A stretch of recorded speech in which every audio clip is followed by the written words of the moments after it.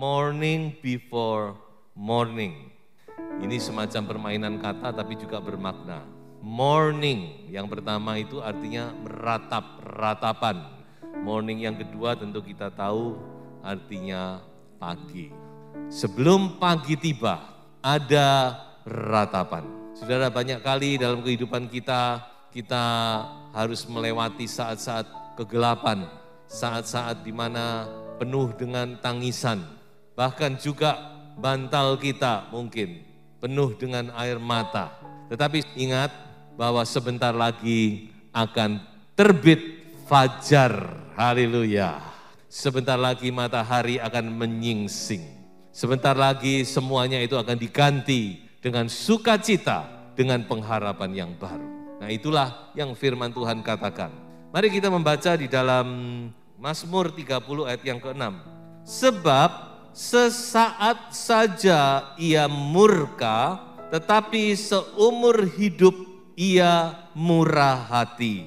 Sepanjang malam ada tangisan, menjelang pagi terdengar sorak-sorai. Ini luar biasa, saudara-saudara. Janji Tuhan itu selalu ya dan amin. Kalau kita percaya sungguh-sungguh, kita pasti mengalami. Dikatakan oleh ayat ini, walaupun sepanjang malam ada tangisan, ada ratapan, ada morning, tetapi menjelang morning, menjelang pagi, terdengar sorak-sorai. Oleh sebab itu saudara-saudara, kita ini orang-orang yang sangat beruntung. Kalau saya renung-renungkan, aduh Tuhan itu begitu baik. Kalau kita bisa mengenal Tuhan, kita mengenal kasih-Nya, kita bisa diselamatkan, kita bisa percaya kepadanya, percaya kepada firman Tuhan. Bahkan kita mempunyai pengharapan yang mulia. Kalau kita satu saat tinggalkan semua ini, tinggalkan dunia ini, kita akan bersama-sama dengan Tuhan sampai selama-lamanya. Aduh saudara-saudara, apalagi yang saudara susahkan di dunia ini. Mari, apapun masalah persoalan saudara, kita mau tetap percaya, bersukacita di dalam Tuhan. Apa yang saya sampaikan ini juga menjadi tema dari sebuah kitab kecil di dalam Alkitab yang namanya Kitab Ratapan. Mungkin seringkali saudara abaikan Kitab Ratapan ini karena dia terselip di antara dua kitab besar. Dia terselip di antara Yeremia dan Yehezkiel. Ada satu kitab kecil yang terdiri dari 5 fatsal saja. Nah, Kitab Ratapan ini saudara-saudara meskipun kelihatannya seperti sisipan yang dibaca boleh nggak dibaca ya nggak apa-apa gitu ya saudara. Tapi sebenarnya Kitab Ratapan itu mempunyai banyak hal yang berharga. Teristimewa untuk orang Yahudi. Karena Kitab Ratapan ini meratapi hancurnya kerajaan Yehuda, kerajaan selatan. Jadi meratapi hancurnya kerajaan Yehuda di mana mereka pada tahun 586 sebelum Masehi, mereka dihancurkan sama sekali oleh Nebukadnezar, oleh Babel. Kota Yerusalem di bumi hanguskan, banyak orang yang dibunuh, mati, banyak yang ditawan, yang masih hidup ditawan ke Babel, menjadi tawanan. Dan teristimewa bait suci yang menjadi sentral kehidupan orang Yahudi, bait suci yang dibangun oleh Salomo, bait suci yang pertama itu dirubuhkan sama sekali, saudara. Oleh sebab itulah Nabi Yeremia menulis surat ini, ratapan ini. Makanya namanya dulu adalah Kitab Nudub Yeremia. Sekarang tulis ratapan, saudara. Ini ratapan yang ditulis oleh Nabi Yeremia. Bukan sampai di situ, 500 tahun kemudian kita tahu bait suci itu akhirnya dibangun kembali. Setelah mereka dipulangkan dari Babel 70 tahun kemudian, mereka membangun bait suci yang kedua di bawah pimpinan Zerubabel. Dan bait suci yang kedua ini memang skalanya jauh lebih kecil dari bait suci yang pertama. Tetapi dengan perkembangan zaman, sampai pada zamannya Tuhan Yesus, bait suci yang kedua ini menjadi bait suci yang megah sekali. Sampai-sampai saudara baca di kitab Injil, murid-murid pernah membanggakan bait suci itu kepada Yesus. Guru, lihat itu bait suci. Begitu luar biasa ya kita punya bait suci yang megah. Tapi saudara tahu, Tuhan Yesus sama sekali tidak bangga. Dia malah sedih, bahkan menangis. Dia berkata, sayang, engkau tidak tahu waktu di mana Tuhan melawat engkau. Satu saat tidak ada tembokmu yang berdiri. Semua akan diruntuhkan dan sekarang memang terjadi. Hanya sepenggal tembok, kalau sudah pergi ke Yerusalem namanya tembok ratapan. Itu tembok asli bait suci, yang lain sudah hancur. 500 tahun kemudian ternyata bait suci yang kedua ini juga dihancurkan. Terjadi lagi peristiwa yang sudah terjadi 500 tahun yang sebelumnya. Jadi bait suci yang kedua ini pada tahun 70 dihancurkan oleh Roma. Sama saudara-saudara. Jadiannya sama. Yerusalem di bumi hanguskan. Banyak orang yang mati. Dan bait suci diruntuhkan, dihancurkan. Dan memang apa yang dikatakan Tuhan Yesus terjadi. Tidak ada satu batu pun yang berdiri di atas batu yang lain. Kenapa? Karena ketika bait suci itu dibakar, emasnya meleleh dan masuk ke sela-sela batu itu. Nah, oleh prajurit Roma, batunya dicungkil supaya dapat emasnya. Akhirnya semuanya hancur. Dan tidak kebetulan kejadian ini, dua kehancuran bait suci terjadi pada hari yang sama persis. Yaitu pada bulan Av namanya, tanggal 9. Bulannya orang Yahudi ya. Apakah ini kebetulan? Tidak, tidak mungkin kebetulan. Dengan lain kata sejarah terulang kembali. Dengan lain kata mereka tidak belajar dari sejarah. Nah itulah yang diperingati oleh orang Yahudi sampai saat ini dalam hari raya namanya Tisha B'Av. Saudara bisa search di Google, saudara akan tahu itu. Apa itu Tisha B'Av? Kurang lebih setiap tahun antara bulan Juli sampai Agustus. Dalam perayaan inilah mereka menyanyikan, melantunkan, membaca kitab ratapan. Jadi bagi kita memang tidak penting, tapi bagi mereka ini adalah kitab yang rutin dibaca sambil mereka menyanyikan dalam sebuah lagu mungkin. Dan sambil mereka meratap, mereka menangis, mereka berpuasa untuk mengenang kehancuran dua bait suci dan termasuk kehancuran bangsa Yahudi. Jadi Tisha B'Av ini atau kitab ratapan ini mempunyai pengertian yang penting. Siapa yang menulis? Tadi sudah saya sampaikan adalah Nabi Yeremia yang dijuluki sebagai the weeping prophet, nabi yang suka menangis. Nabi yang suka meratap. Dan Nabi Yeremia itu adalah gambaran dari Tuhan kita Yesus Kristus. Sebab itu ketika Tuhan Yesus tanya kepada murid-murid, menurut orang aku ini siapa? Murid-murid berkata, menurut orang Anda atau engkau adalah Nabi Yeremia. Saudara baca di Matius 16. Kenapa kok Nabi Yeremia yang dikatakan orang? Kok bukan nabi-nabi yang lain? Padahal banyak nabi-nabi di perjanjian lama bukan? Karena orang melihat ada kemiripan antara Yesus dengan Nabi Yeremia. Pelayanannya ditolak, Nabi Yeremia juga ditolak. Tidak ada yang mau mendengar. Dia pernah dimasukkan dalam sumur yang kering sampai dia hampir mati kelaparan di situ. Nabi Yeremia. Dan terutama Yesus banyak mencurahkan air mata. Alkitab menulis beberapa kali. Itu yang ditulis, yang tidak ditulis kita tidak tahu. Ya, salah satunya kitab Ibrani kata, dia banyak meratap menangis. Saudara ada yang suka meratap, ada yang suka menangis. Saudara punya roh Yeremia. Berarti saudara beruntung. Karena sesudah ratapan ada fajar menyingsing. Haleluya. After morning, ada morning saudara. Maju terus. Sebelum saya masuk kepada pelajaran-pelajaran dalam kitab ratapan, ada satu hal yang ingin saya sampaikan di sini. Kalau kita membaca kitab ratapan, itu bukan sekedar isi hati Yeremia yang ditulis di situ. Memang Yeremia mengungkapkan isi hatinya melalui kitab ratapan ini. Dia menangisi kotanya, dia menangisi bangsanya, dia menangisi bait suci. Tetapi kita harus mengerti bahwa apa yang ditulis ini, isi hati Yeremia yang diungkapkan lewat kitab ratapan, itu sebenarnya juga isi hatinya Allah Bapa di surga. Ketika Bapak melihat bangsa Yahudi, bangsa Israel harus mengalami kejadian yang begitu mengerikan ini. Mereka harus mengalami sebuah malapetaka, katastrofi, sebuah bencana yang hebat.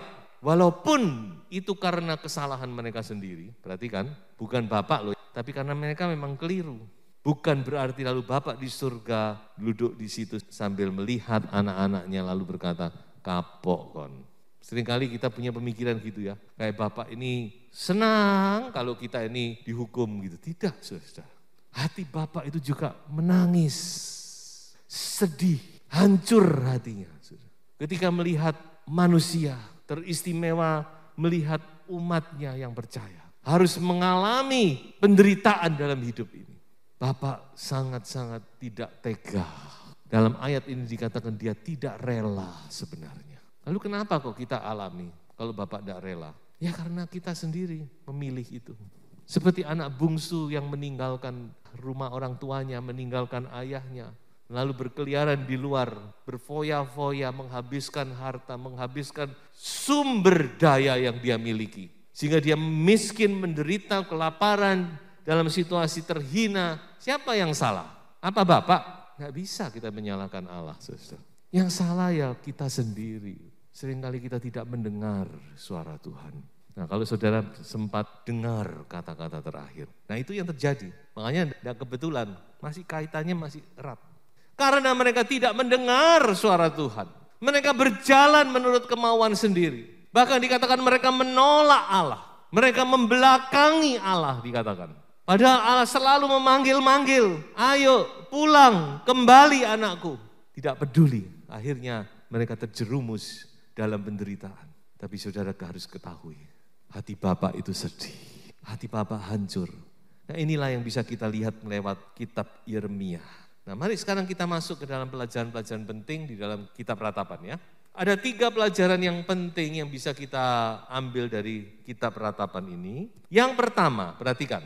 Yang pertama yaitu bahwa di dalam Yesus, di dalam Tuhan selalu ada apa?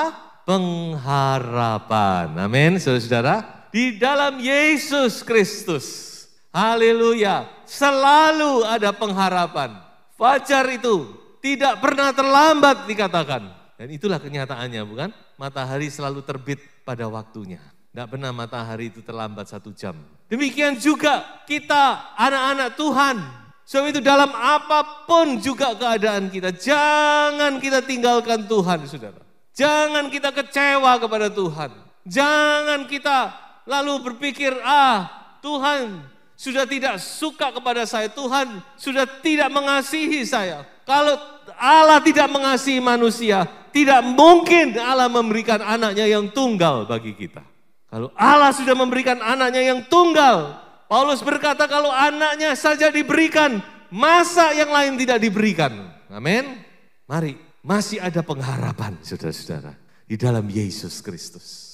Apapun keadaan saudara, masih ada pengharapan. Haleluya. Di dalam Yesus selalu ada pengharapan. Pegang saudara, prinsip kebenaran ini. Mari kita baca ayatnya dalam Ratapan pasal 3 ayat 22 dan 23.